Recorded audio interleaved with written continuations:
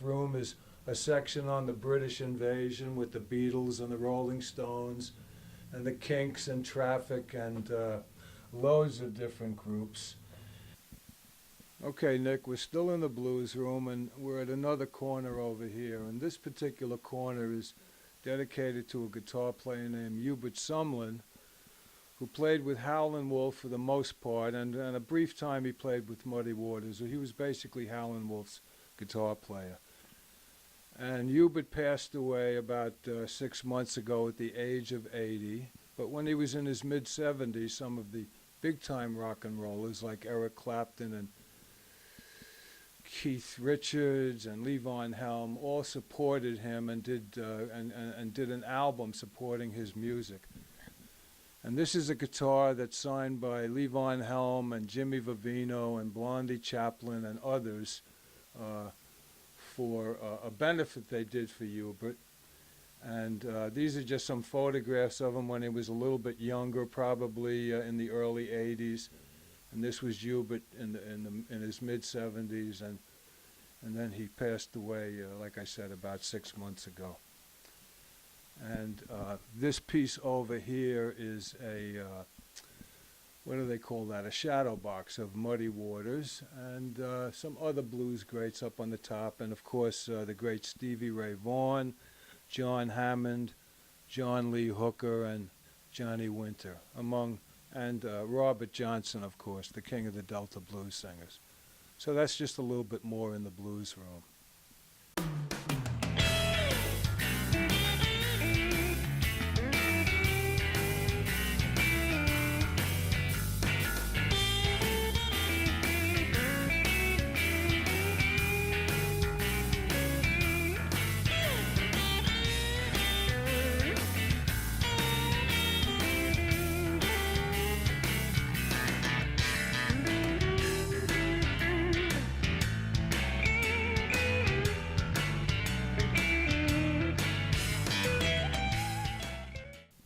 Okay, another aspect of this room, Dave, is the Elvis shrine over here. And in the shrine we have a lot of Elvis collectibles that people still love. For instance, a lot of these commemorative plates along here are very collectible. And we have a whole slew of 8-tracks by Elvis. And over here, Dave liked this one, Some Like It Cool, an Elvis thermometer, and a bunch of photographs that were taken in 1956, as well as little action figures of Elvis, and a few photographs that are unpublished and very rare. Now this was this. Well, this is a clarinet. This was actually done in a shop class, a high school shop class, and because it's an instrument, we just use it for illustration. And this blue record up here was Elvis's last record before he died, and this was called Misty Blue, and it's up here because it was done on blue vinyl, and it has a nice look with some light coming through the background. Now, did you organize this display? Because it's really, everything is just perfectly in place. Yeah, everything in the museum we took a lot of time organizing, and because we try to represent everybody in the music industry, we don't have a lot of space, but we have a lot of people. So it's a little cluttered in places, but basically it's to be inclusive with all of the musicians. But it doesn't seem cluttered. It seems so well, like you said, so well organized. Yeah, this particular shrine has its own space, but there are other areas that could definitely be spread out more to be appreciated. But we give that up just to get more people into the museum. So everything here obviously is Elvis, and everything obviously tells a story related to him, right down from the TV guide. And I guess this was from a movie, Some Like It Hot, right? And then well, there was a movie with Marilyn Monroe and Tony Curtis called Some Like It Hot. Oh, and I see. Because Elvis was cool, they called the thermometer Some Like It Cool. So it's just a little play. And this was like from some Sun Records. Is that what this was? Yeah, this was a Sun record label. That's All Right Mama, one of Elvis's early records. Oh, okay. And different photographs of Elvis with Bill Haley and else do we have? And he died, of course, rather young from that overdose of drugs. Is that right? Yeah, he had gotten ill and gained a lot of weight, and I believe he died in 1977. Something like that. At Yeah. the age of 42. Yeah. It seems like those famous movie stars and rock stars get mismanaged. Everybody, the handlers around them. It seems to be a sad situation with them. Yeah, sometimes. the handlers are interested in the money, and they enable these people to do what they want, and it's not good in a lot of cases, and it's hurt a lot of people. Yeah, I see.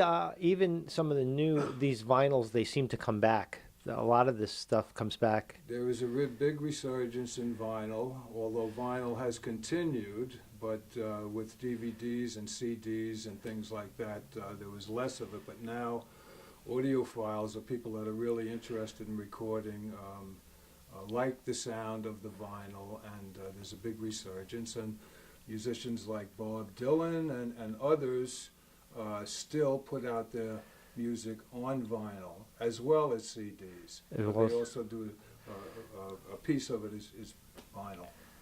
Interesting. And believe it or not, I still have some 8-tracks and an 8-track player, and they actually sound pretty good. You can still find them at tag sales, and you can replace some of the inner workings of them.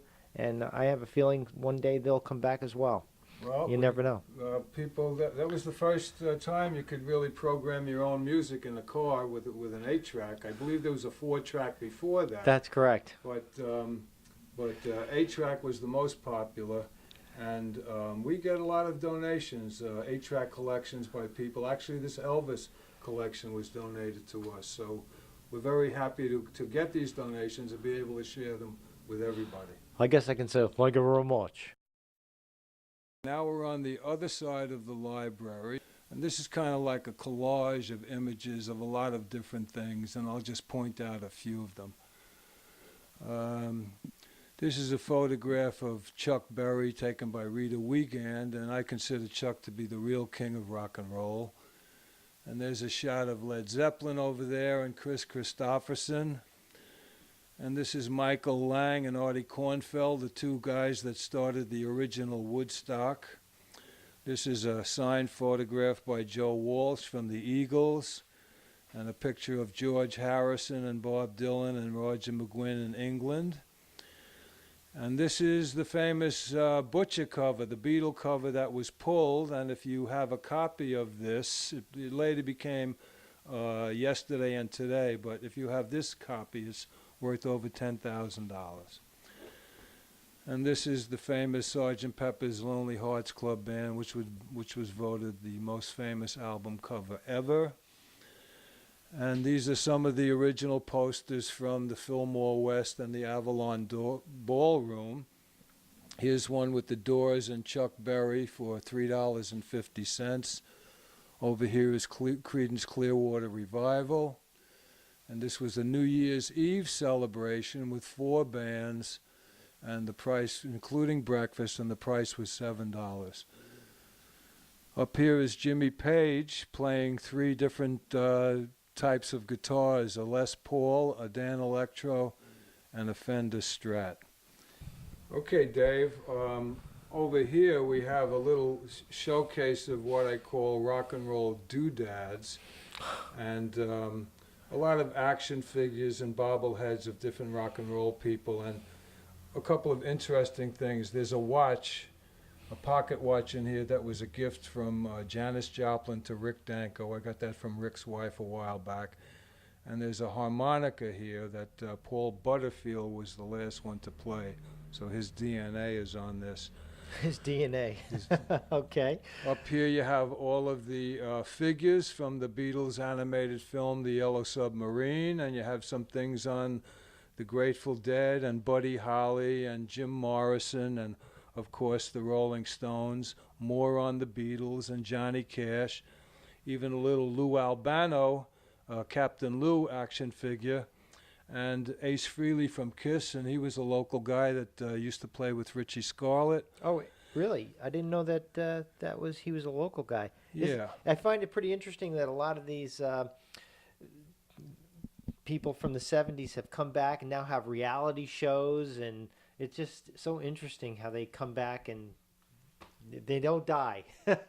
Yeah, Richie Scarlett was a local rock and roll hero, and later on he played with Ace, and Ace was up in this area a lot. Not that he was from Putnam, Right. but he lived in the area, Westchester. Well, I remember going to the Gemini and the fore and aft when I was back in 1970s, and Yeah, there were, and then there was the Rock Palace up on Route 52, and what else was around? Even the Briar Patch down in the Putnam Plaza was a Right. popular place, and a lot of places that have disappeared through the years where rock and roll Yeah. was played. Used to go see Twisted Sister down at the Gemini for I think it cost $3 to go in back then. Yeah, those were the good old days. You know? Now you can't find a band anywhere. Yeah, it's a new era, that's for sure. So that's a little bit about our showcase here, and we'll move on from here.